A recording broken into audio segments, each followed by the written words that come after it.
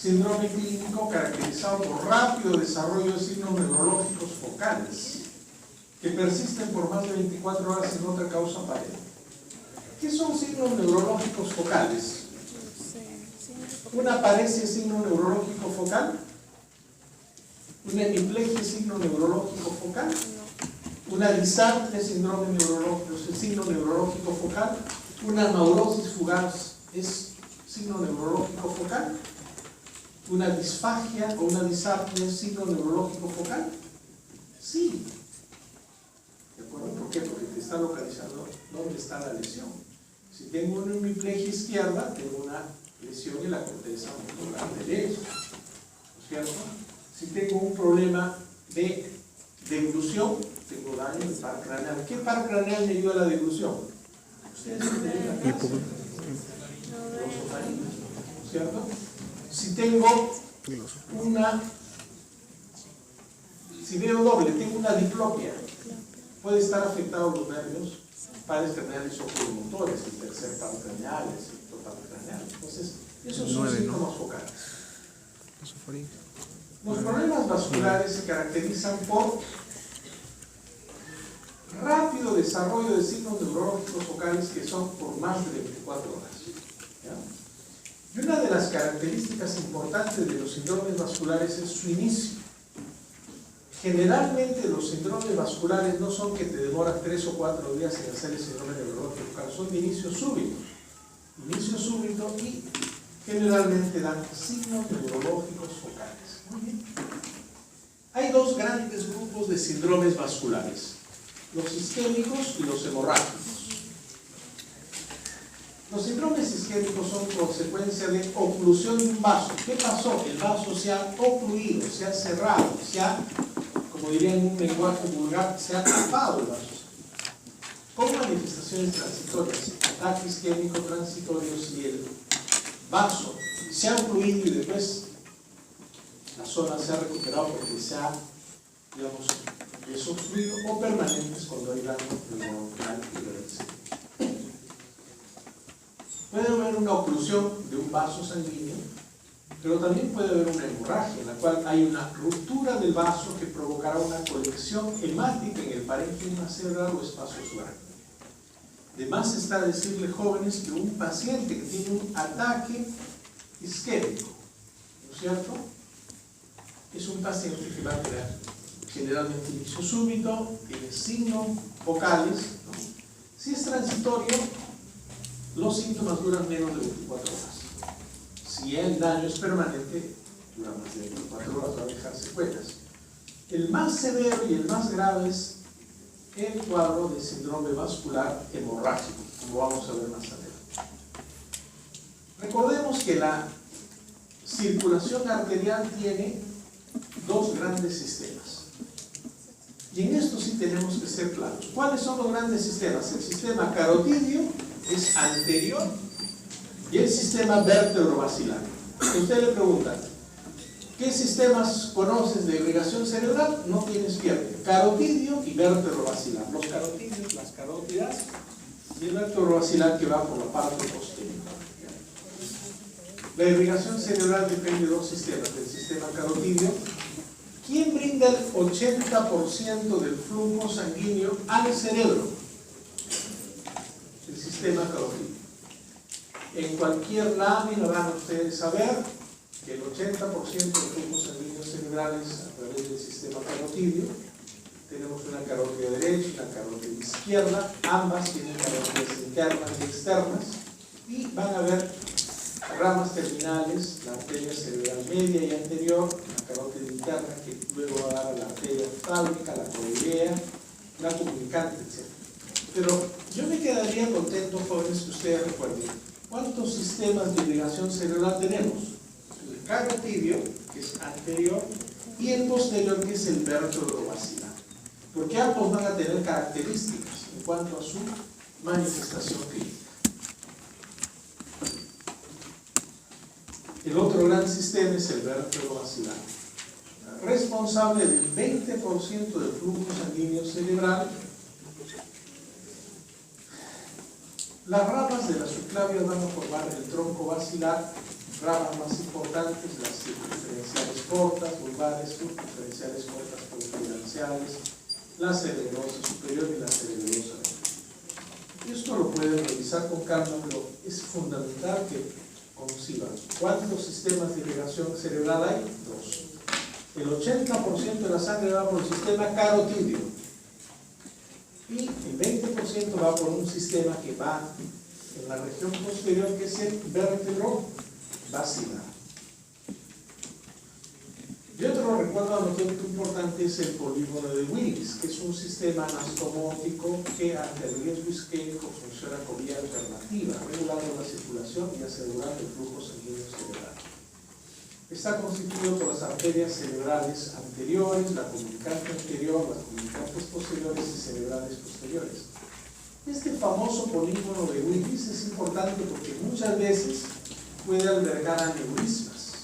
El anterior es puede más realizar una arteriografía y poder ubicar el aneurisma, sangró, no sangró, se rompió, no se rompió, etc. Y este puede ser causa de un síndrome vascular hemorrágico con su consiguiente afectación de la vía piramidal y la expresión del síndrome motor de tipo piramidal.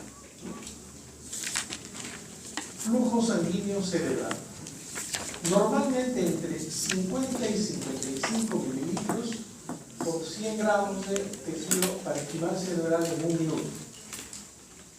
Cuando hay una oclusión arterial, cuando la perfusión es entre 10 y 15 mililitros, 100 gramos sobre el minuto, hay una hipoperfusión, hay una penumbra isquémica con disfunción neuronal sin infarto constituido.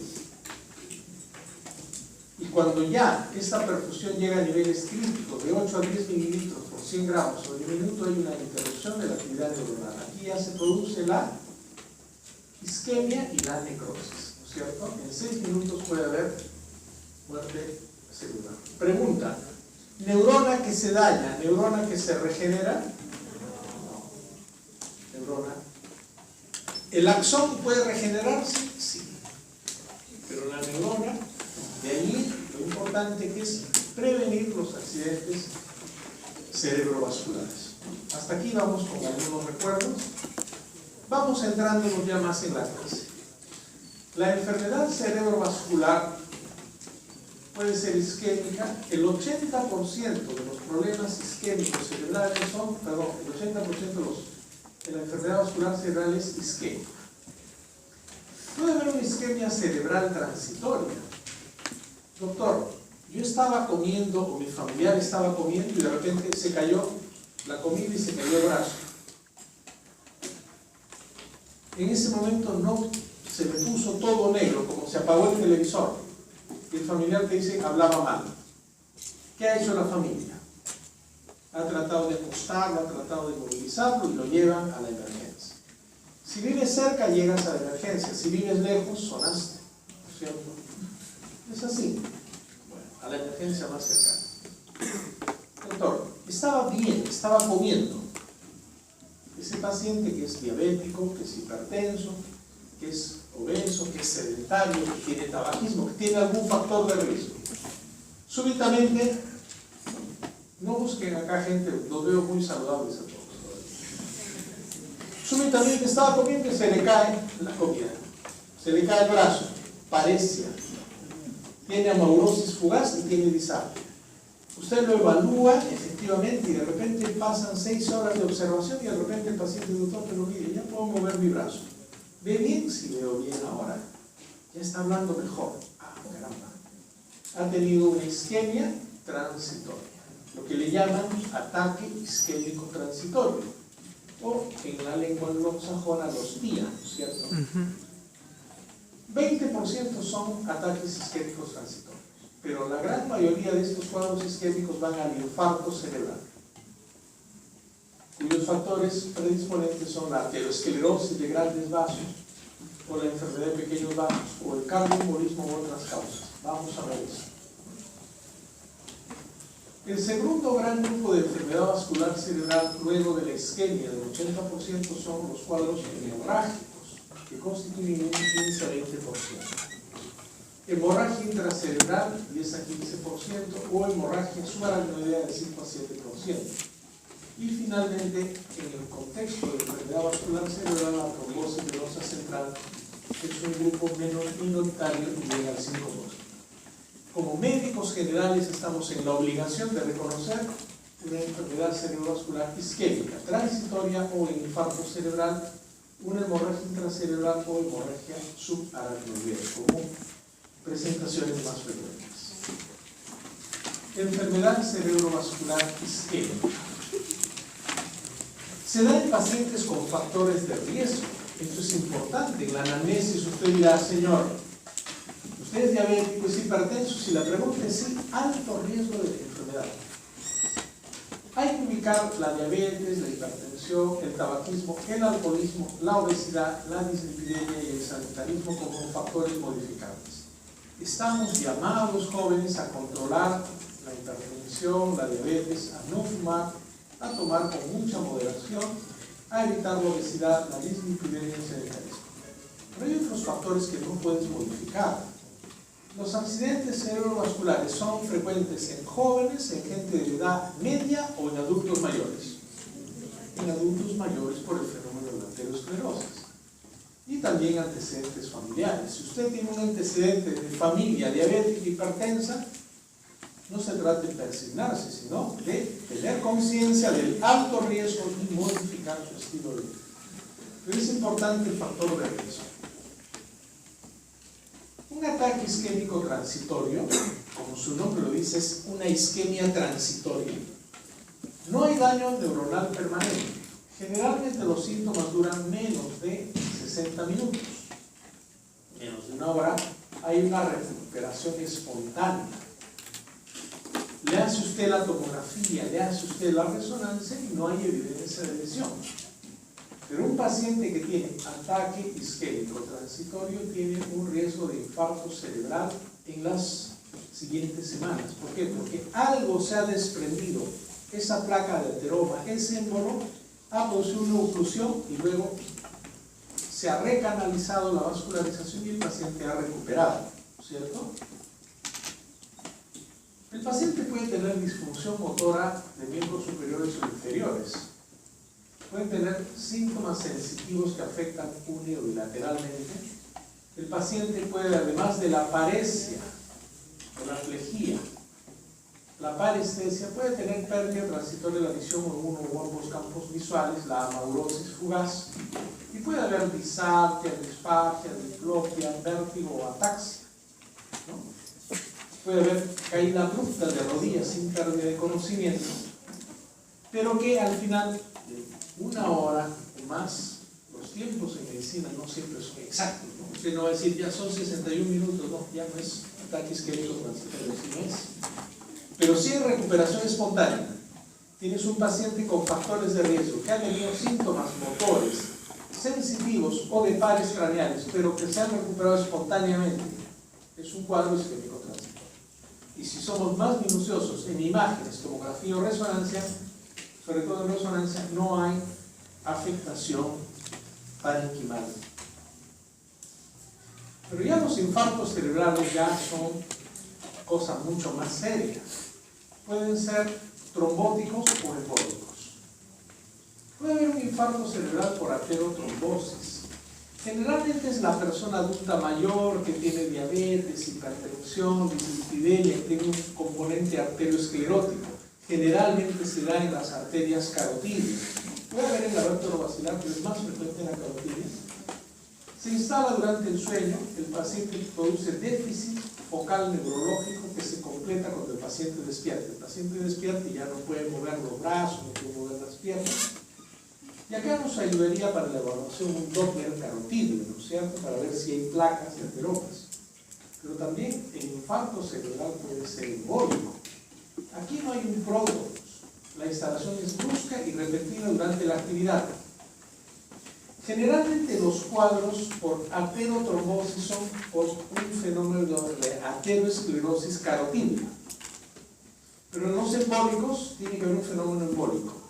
La principal causa de infarto cerebral embólico es la arritmia cardíaca. La fibrilación auricular es la principal causa de infarto cerebral de tipo embólico. El paciente puede disparar el émbolo desde la aurícula hacia el sistema carotidio, producir la oclusión vascular, no registra prodromos e instalación brusca y repentina durante la actividad, y el cuadro es súbitamente, ¿no? Y se puede dar durante el día.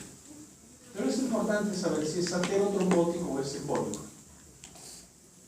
Manifestaciones clínicas cuando hay oclusión de la arteria cerebral media: déficit motor y sensitivo del hemicuerpo contralateral.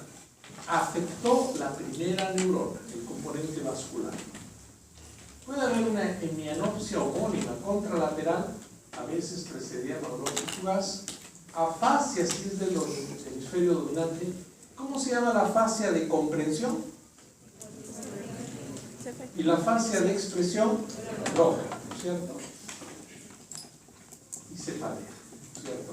Entonces, pregunta: ¿el compromiso de sensorio es severo o no es tan severo un cuadro de ataque isquémico o un infarto cerebral?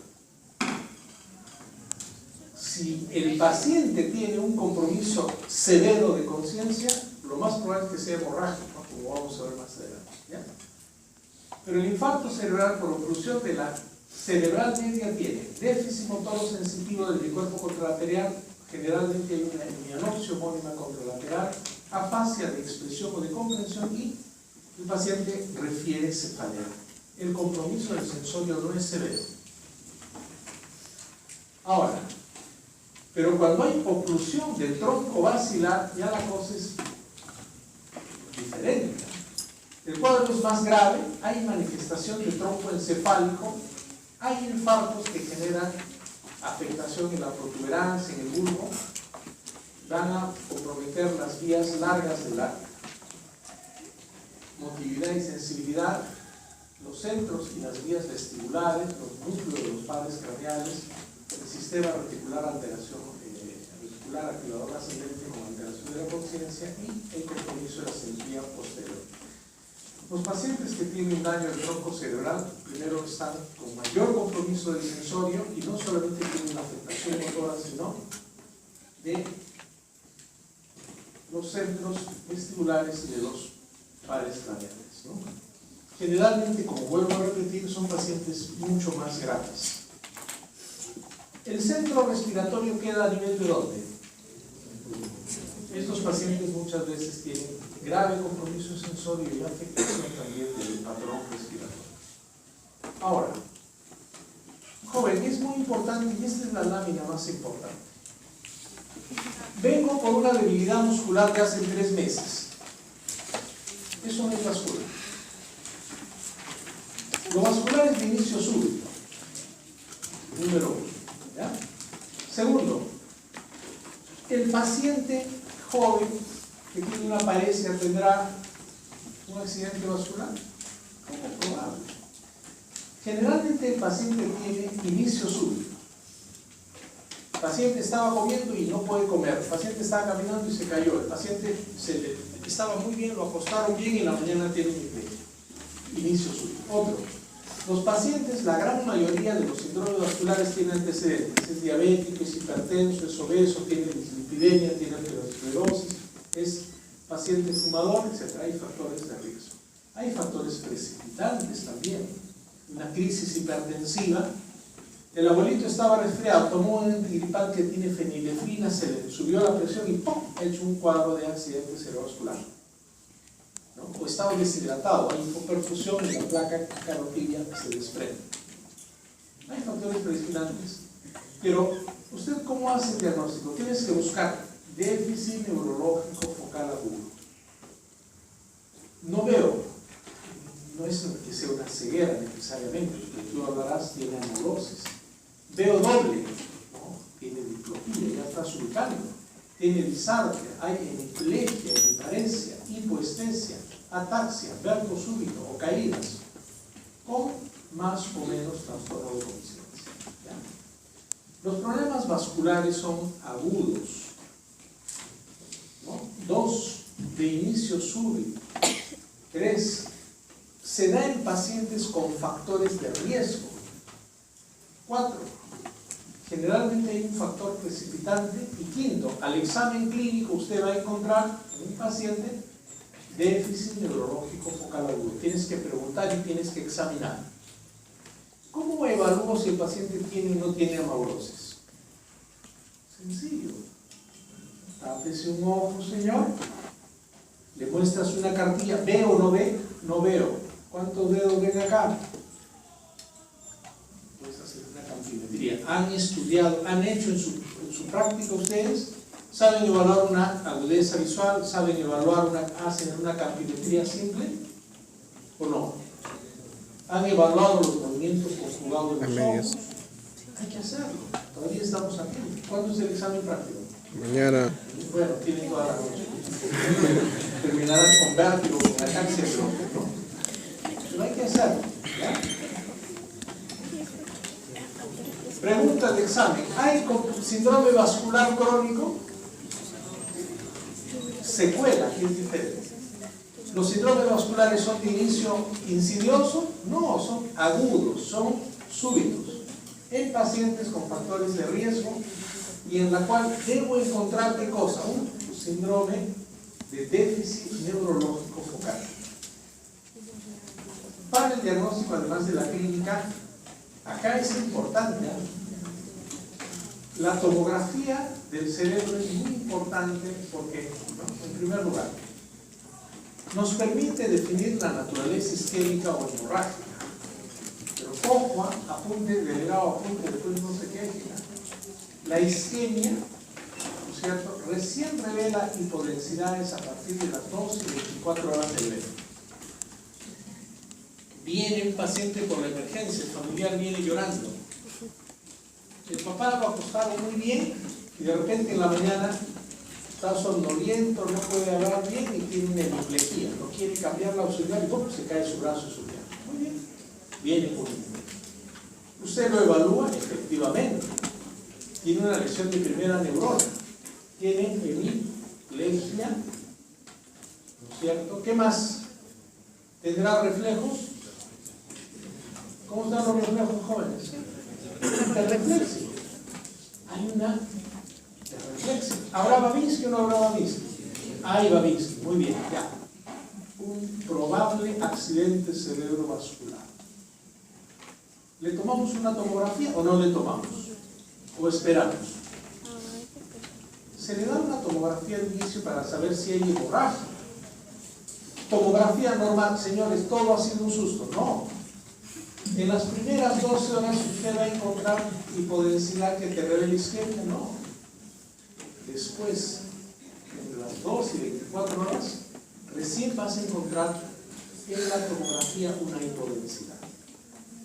Pregunta, ¿una tomografía normal al inicio de un accidente cerebrovascular descarta la enfermedad? No, sino que no aparece, ¿de acuerdo? Eso es un dato.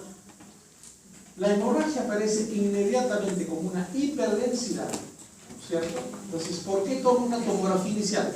Para descartar que no haya una hemorragia.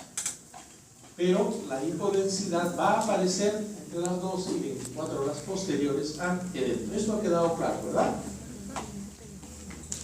¿Qué ven acá? Hasta ahora no he visto a alguien que va a ser neurólogo, ¿no? ¿Nadie?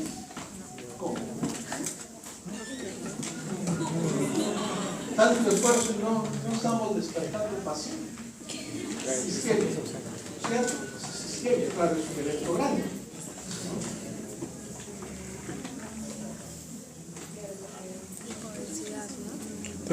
También puede ser edema. La resonancia encefálica da una mejor definición para la isquemia en los territorios vasculares afectados. Ojo, ayuda mucho la realización del ecodoppler del sistema carotídeo vertebral, estudios muy masivos de estenosis, expulsión y disección. La arteriografía cerebral, esto generalmente lo tienen los neurocirujanos para visualizar grandes vasos extracraneales, fases de la circulación intracraneana, la funcionalidad del polígono de Willis, pero fundamentalmente el que pide una arteriografía es porque sospecha de un aneurisma cerebral y eso lo vamos a ver cuando veamos los síndromes vasculares hemorrágicos. ¿Qué estudios debemos hacer? Le hemos hecho clínica, le hemos hecho imágenes. Se deben pedir las pruebas para descartar la trombofilia en gente menor de 45 años con frecuentes estados protrombóticos por enfermedad cerebrovascular. Si tú tienes una persona menos de 45 años que ha hecho 1 o 2 accidentes cerebrovasculares sin ser diabético, sin ser hipertenso, sin ser fumador, etcétera, etcétera, puedes buscar la trombofilia. Proteína 5 de Leigh, factor C, factor S, digamos, pruebas que puedan evidenciar hipercoagulabilidad. Pero esto se da en el paciente con accidente cerebrovascular que no tiene factores de riesgo establecidos. Podríamos pedirle también al paciente para evaluar si hay tromboembolia, ¿no?, de los ACV embólicos, un electrocardiograma para buscar arritmia rítmica o fibrilación auricular, una ecocardiografía para ver la dilatación de las aurículas, el trombo, un estudio Holter y obviamente algunos estudios generales, radiografía de tórax, gasometría, fondo de ojo, etc. Pero interesante, cuando hay accidente isquémico cerebral en gente joven sin factor de riesgo, evaluar trombofilia. Y cuando hay un ACV isquémico de tipo embólico, el electrocardiograma, la ecocardio y el Holter nos pueden ayudar a diagnosticar una arritmia y el fenómeno embólico. La enfermedad cerebrovascular hemorrágica es la menos frecuente, es la de segundo lugar, entre el 15 al 20% de la enfermedad vasculocerebral. Esta es pregunta de examen y es parte de mi aporte a la promoción. El factor de riesgo más importante asociado a una enfermedad vascular cerebral hemorrágica es la hipertensión arterial.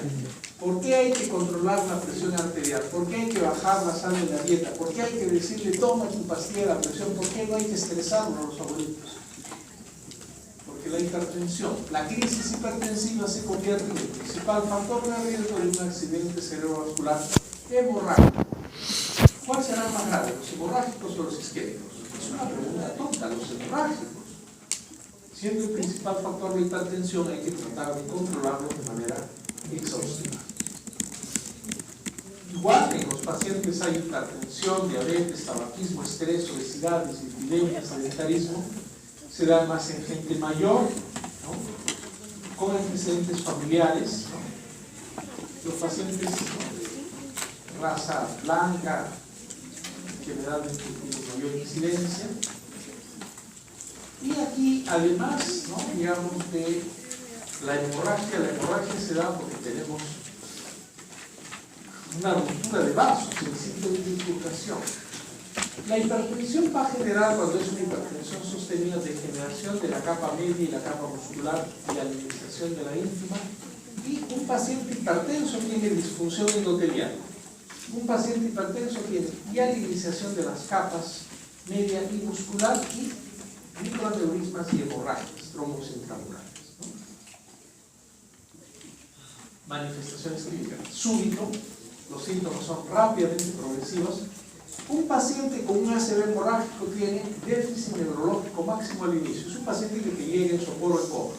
No te llega hablando, caminando, no te responde. Es un paciente que tiene su déficit focal, pero hay un compromiso neurológico máximo al inicio. Si la hemorragia intracerebral es supratentorial, el déficit neurológico sensitivo es contralateral. Pero si es intratentorial, es a nivel del bulbo raquídeo del tronco, el compromiso también puede darse a nivel de pares craneales. El paciente puede tener ataxia, nistagmus, dismetría o crisis convulsivas. Pero la gran mayoría jóvenes vemos nosotros accidentes cerebrovasculares de tipo supratentorial, ¿no?, aquí, donde el déficit neurológico es sensitivo. Si tú vienes un paciente que ha venido, mire doctor, el paciente estaba de repente caminando, se cayó, hemos tratado de levantarlo y viene en coma o en sopor severo. Usted al examinarlo pregunta, ¿a un paciente en sopor se puede hacer examen para ver focalización neurológica? Señor, levante las manos, levante los pies. No, pero sí puedes hacerle su examen. Levanta los brazos. ¿Cuál caerá más rápido? ¿El que tiene la plejía o el que tiene el tono muscular normal? Yo estoy en sopor. Me levantan los brazos. Los dos van a caer, pero va a caer más rápido el que tiene la afectación. han evaluado pacientes con sopor o coma, evalúen. ¿Y qué hago por último? ¿Cómo sé si tiene afectación de la vía piramidal? ¿Qué reflejos hago en sus miembros superiores e inferiores? Hoffman. Busco el Babinski, busco los sucedáneos del Babinski, busco el Hoffman. Si tiene Babinski, hay infección de la vía piramidal. Y esa zona será, ¿no es cierto?, la afectada. Por eso hay que buscar el examen neurológico adecuado. Un ACV hemorrágico es de comienzo súbito con gran compromiso de la vida. Es un paciente que en realidad un ACV hemorrágico tiene que ir a una unidad de cuidados intensivos general o neuroquirúrgica. La hemorragia puede ser intraparenquimatosa, puede ser subaracnoidea o puede ser mixta. La gran mayoría son intraparenquimales. En esto se da una extravasación de la sangre en el parénquima neuronal. Generalmente está entre los 50 y 60 años, es primaria en el 85% de los casos. Secundaria puede ser por hipertensión arterial crónica o angiopatía amiloide. Es un proceso clínico fulminante, agudo, ¿no? Generalmente se presenta cuando el paciente ha hecho algún esfuerzo, algún nivel de estrés importante. El paciente con hemorragia intraparenquimal tiene trastorno de la conciencia, hemiplegia facio-braquialo-plural, parálisis de la mirada conjugada, mira hacia la lesión. Generalmente tienen antecedentes de hipertensión sin tratamiento o con mal tratamiento hasta un 87%. La gravedad del compromiso, los pacientes con hemorragia intracerebral requieren estar en unidades de cuidados intensivos. Entre el 5% de los casos afectan estructuras profundas como cápsulas interganglios basales, y el diagnóstico clínico y de imágenes nos dará la idea del tamaño y localización del sangrado intraparenquimal. Podemos hacer en el paciente un fondo de ojo para ver la vascularización. Generalmente los pacientes con ACV hemorrágico tenemos retinopatía hipertensiva severa, ¿no? Sangrado, puede haber también cierto grado de edema cerebral. Siempre todo paciente le pedimos análisis básicos de laboratorio y solamente, y esto es importante, solamente se hará una punción lumbar cuando haya que diferenciar si el cuadro vascular es con alta sospecha de hemorragia subaracnoidea. Pregunta: si viene un paciente en coma, en sopor, con sospecha de ACV hemorrágico, ¿usted le haría una punción lumbar? No. Salvo que yo tenga por imágenes, primero, que no hay edema cerebral y segundo, que hay una alta sospecha de hemorragia subaracnoidea. Si no, no se puede hacer la punción lumbar. ¿Por qué? Porque el paciente puede producir herniamiento y paro cardiorrespiratorio. No se debe hacer. Solamente, desde el punto de vista teórico, si quiero hacer un estudio diferencial de hemorragia subaracnoidea, primero tengo las imágenes y luego hago la diferenciación.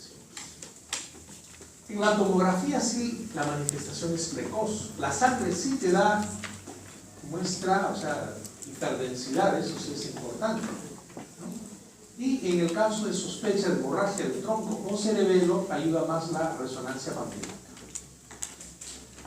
Se puede en pacientes con ACV hemorrágico solicitar una angiografía cuando hay sospecha de malformación arteriovenosa de aneurisma. Hay aneurismas que pueden ser congénitos. Los aneurismas son dilatación del vaso arterial por ausencia de la capa media o remanentes embriológicos. 33% se sitúan de los aneurismas en el complejo de la arteria cerebral y la comunicante anterior. 33% del sifón carotídeo, 33% de otras localizaciones. Esta es una imagen de un aneurisma.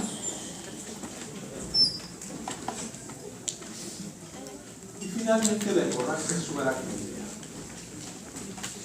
Se define como hemorragia subaracnoidea a la presencia de sangre en el espacio subaracnoideo. El 80% son secundarios a la ruptura de un aneurisma sacral. Ojo, el 45% fallece en los primeros 30 días. Una hemorragia subaracnoidea es un problema médico, es un síndrome clínico grave, de alta mortalidad. El 50% de los influyentes evolucionan con secuelas irreversibles.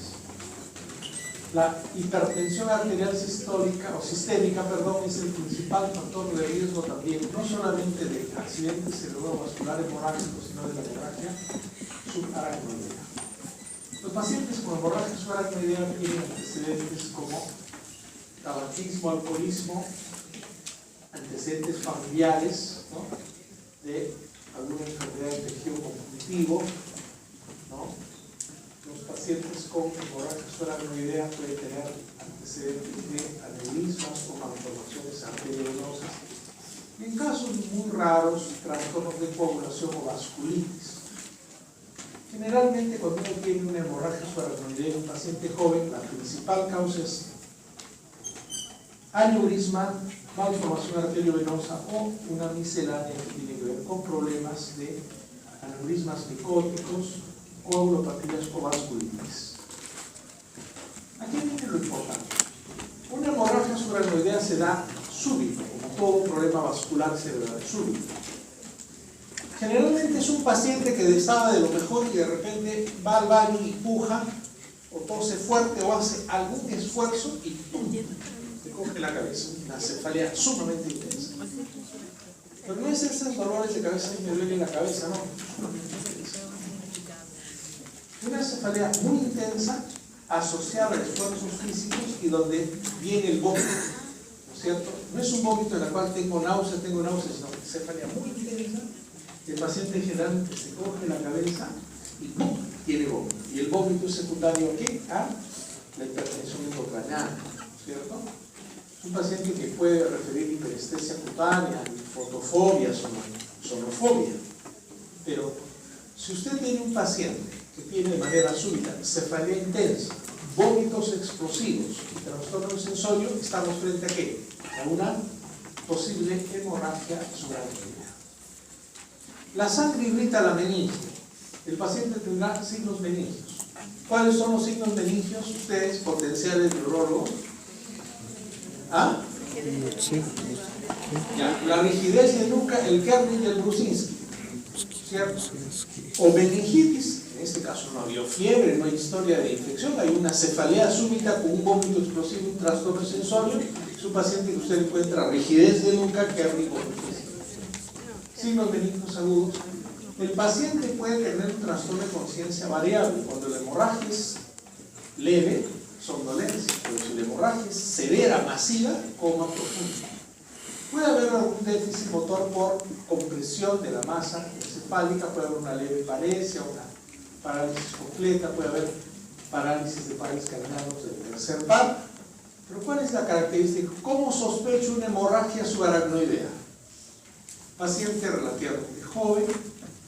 2, cefalea intensa. 3, vómito explosivo. 4, trastorno variable de conciencia. 5, signos benignos. Si me dan todas esas 5 cosas, no tengo que hablar. Hemorragia subaracnoidea, ¿no es cierto? ¿Está claro, jóvenes? Cefalea severa de inicio súbito acompañado de náusea, vómito, fotofobia, alteración de la conciencia. En el fondo de ojo se puede encontrar hemorragias subhialoideas, puede haber signos meningios o focales, parálisis de los pares tercero, sexto, paraparesia, pérdida del control del esfínter. Y la tomografía es central. ¿Cómo sabe de lo que estoy saludando? La tomografía aquí es central. ¿Por qué? Porque estamos viendo, por ejemplo, ¿Falta otra teoría? acá, ya nos salió la fila, la hiperdensidad. Esto es sangrado, ¿cierto? Tienes una clínica de cefalea brusca, de inicio súbito. No es que el paciente haya empeorado doliendo, no. La migraña es diferente. En la migraña ven lucecitas, ¿no? Sienten fobia y de repente le duele la cabeza. No, aquí no hay prodromo, cefalea intensa, vómitos explosivos, trastorno de conciencia, signos de irritación meningia, y en la tomografía usted va a corroborar que hay una hemorragia subaracnoidea. Nuevamente, si usted sospecha de una hemorragia subaracnoidea y la tomografía es normal, yo podría hacer una punción lumbar y obtener el líquido cefalorraquídeo hemorrágico. Y si hay eritrocitos y satocromía, confirmo el diagnóstico de hemorragia subaracnoidea. Yo les pregunto, si yo tengo un paciente con cefalea súbita, con vómito explosivo, con trastorno variable de conciencia, con signos meningos, rigidez de núcleo, y sospecho una hemorragia subaracnoidea, ¿le pido una tomografía o no? Tengo que pedir. Pero si la tomografía es normal, se podría hacer una punción lumbar para encontrar si el líquido cefalorraquídeo es hemorrágico. Hay eritrocitos y santocolomía. Estoy confirmando el diagnóstico de hemorragia subaracnoidea. El paciente tiene que ir a una emergencia, a una unidad de cuidados intensivos. Los cirujanos tienen que evaluar porque es un cuadro grave. Si la tomografía es negativa y el líquido cefalorraquídeo es normal, no es hemorragia subaracnoidea. Eso sí está claramente definido. Bien, jóvenes, hemos terminado la clase, ¿no?